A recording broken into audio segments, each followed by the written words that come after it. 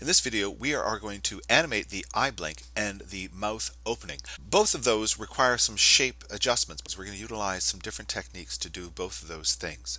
But before we do that, I just want to draw your attention to one thing. I have actually resized my composition. I should have done this right from the very beginning, but I had mentioned I was going to create a 5-second animation, and I should have from the very beginning gone up to my composition drop-down settings, or when I made the composition, come to composition settings and set my duration to 5 seconds. If you haven't done that already, just do that now so that we can have that in common as we proceed. I'm going to say OK, and there is my timeline. You can see it is of 5 seconds in duration. Now let's talk about animating the mouth opening first. There is something I should say here before we proceed. The shape that I use to create the black mouth opening that is sitting behind the teeth, we created that in Illustrator. Let me open up that file in Illustrator and show you the issue that I'm having. Here is the Frankie file in Illustrator. And if you recall, we used this shape to help cut out the teeth, to help fit the teeth within that shape. But what ended up happening, if I come over here to my white direct selection arrow, if I come and click on that, you can see what's happened.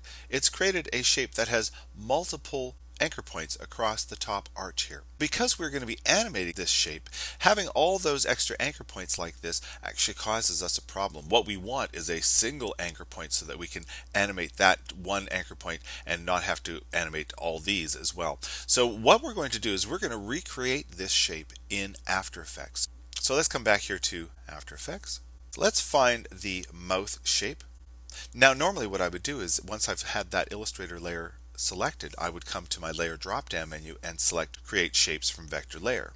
But when I do that, you can see what happens here. I'm going to zoom in, and when I press my pen tool and then holding down my command button, I can now click on that shape to reveal all those individual anchor points. Like I say, this would be a problem for us to animate. You can see here that if we move one, we end up having to move all of them like that. So that is the problem. So I'm just going to go Command Z.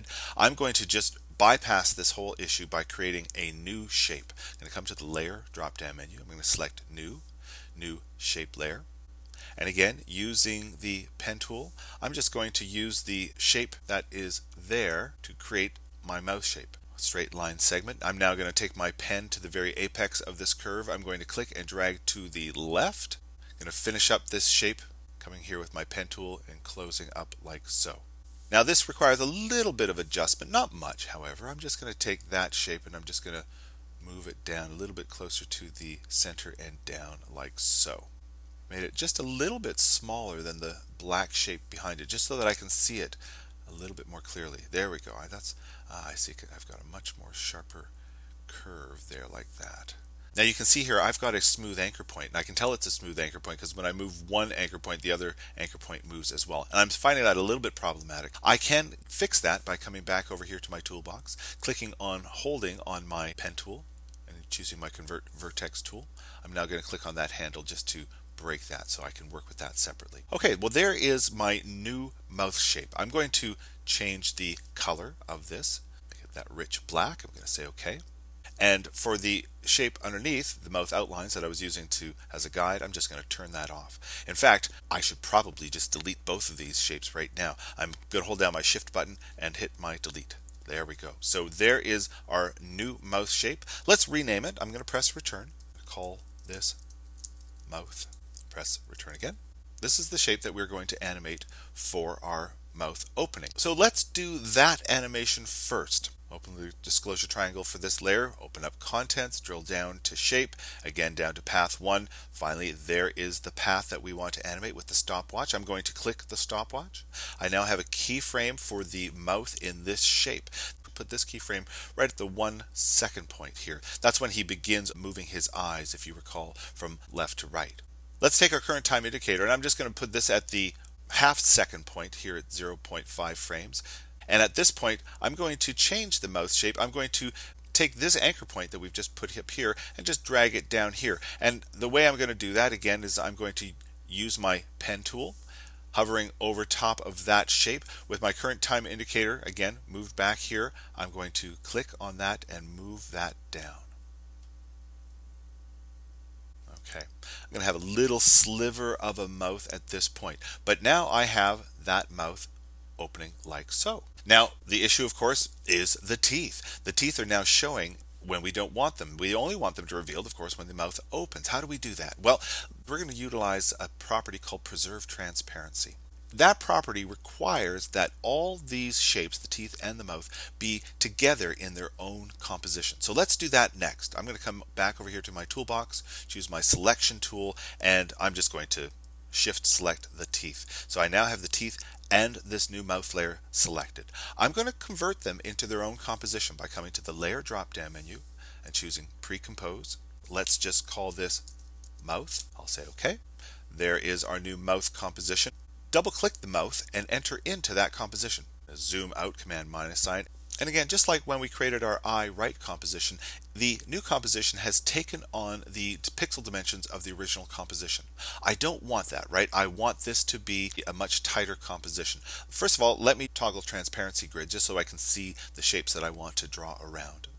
And remember how we did this last time. We're going to use our region of interest to draw a little region of interest around our shape, like so. And from our composition drop down menu, I'm going to choose crop comp to region of interest. I'm going to zoom in, command plus sign, so I can see this a bit better. So our animation, again, takes place from 0.5 frames up to 1 second. I'm going to use a property called preserve transparency to keep these teeth inside of that mouth shape. How does this work? Well, I'm going to choose my teeth layer here.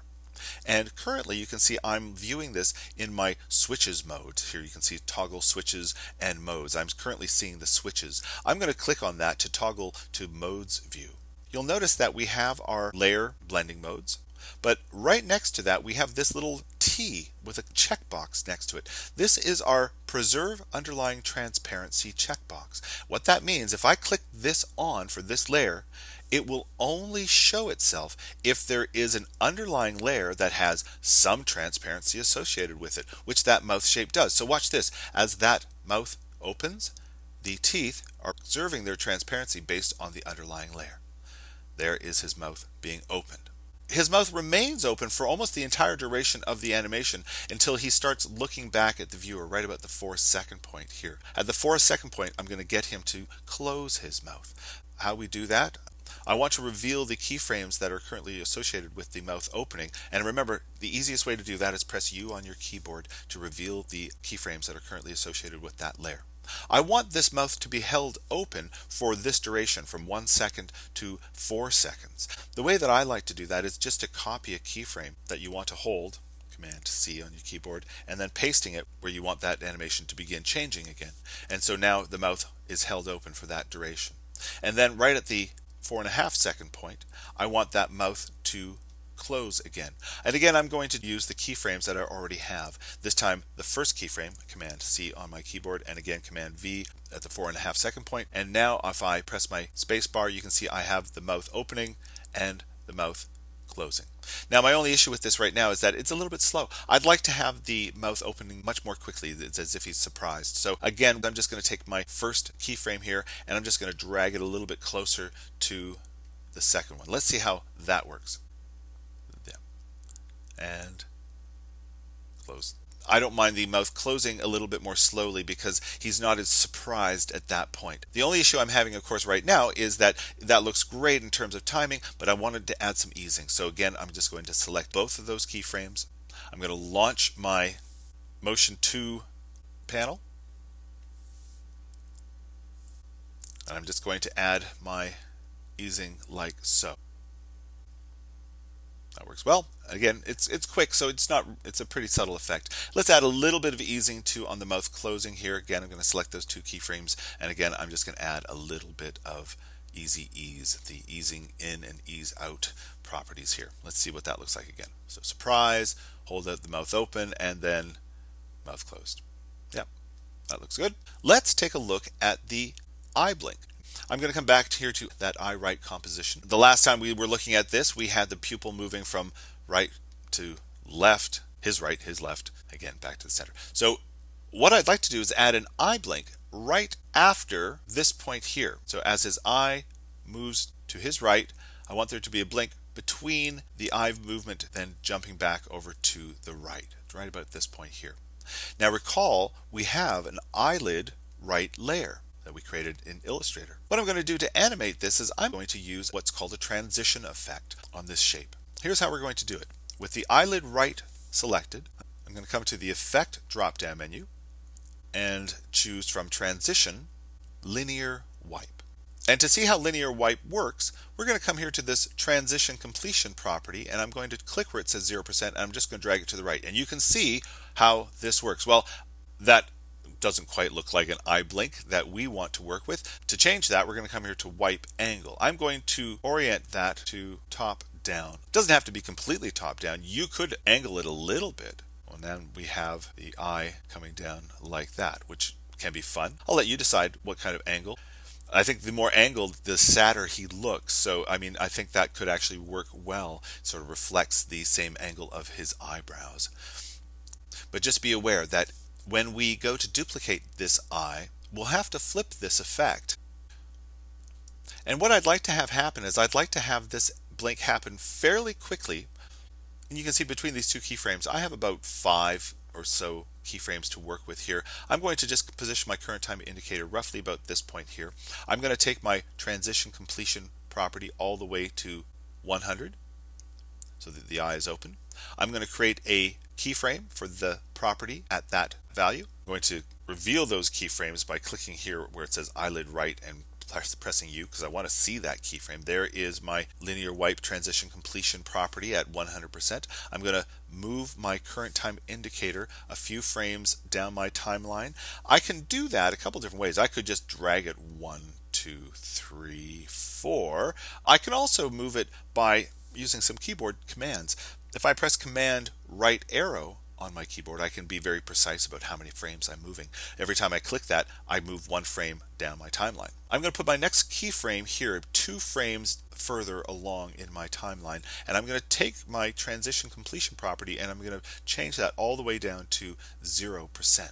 Alright, now we just need to get that eye blink back up. Again, the easiest way to do that is to copy the first keyframe that you created for the transition completion property, Command C. Let's move along our timeline again. I'm going to use my keyboard shortcuts, Command right arrow, 1, 2, and I'm going to press Command V to paste that blink. Let's see what that looks like. We'll see if it's fast enough. Yeah, that looks great. I think that's what I want. I might want to bring the blink in a little bit sooner. So if I was to select those keyframes and just drag them a little bit to the left so they happen sooner. The blink is pretty fast, but I think I still could benefit by having some easing on these keyframes. Again, I'm going to click both of those like so. I'm going to click once here on the ease in and ease out property, and we'll see how that works. Blink, yeah. I think that looks fine. To finish off this video, let's come back here to Frankie. We'll see how this looks.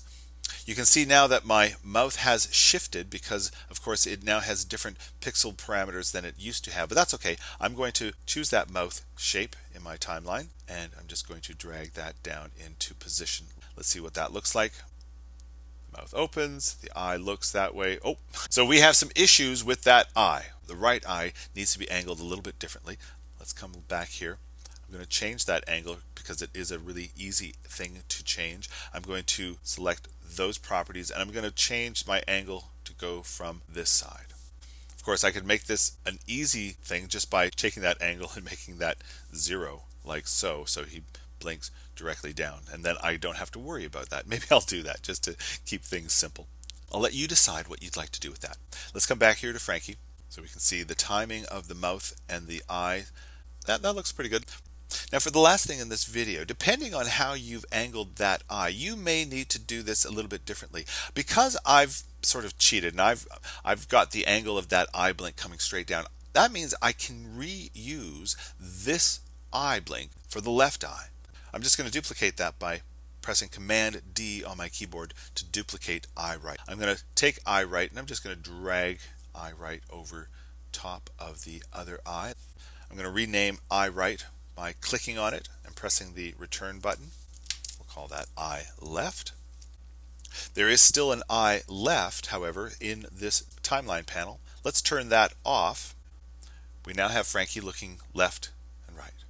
In our next video, we're going to take what we've created here and bring in a 3D camera so that we can actually get a head turn into this as well.